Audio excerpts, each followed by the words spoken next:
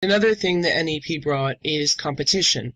So there was competition between the private retailers, but there was also competition between the state sector and the private sector.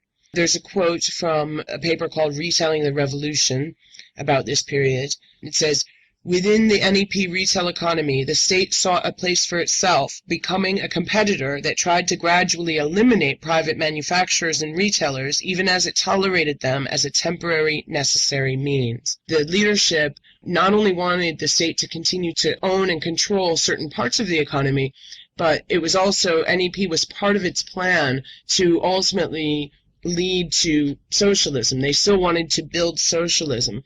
And so the NEP was a temporary measure. It offered breathing space and so forth.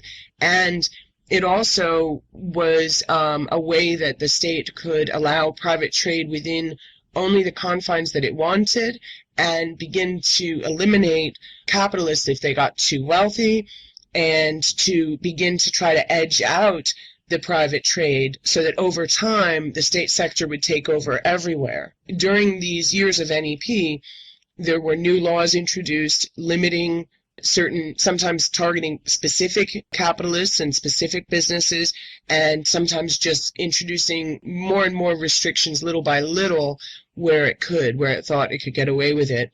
Within this framework, the private trade and the public trade were competitors, and the people and the state would take sides between them. There was a lot of propaganda to say, buy at state stores only, pushing people to try to give the state stores an advantage legally and through propaganda and in other ways in order to try to slowly work towards a socialist economy.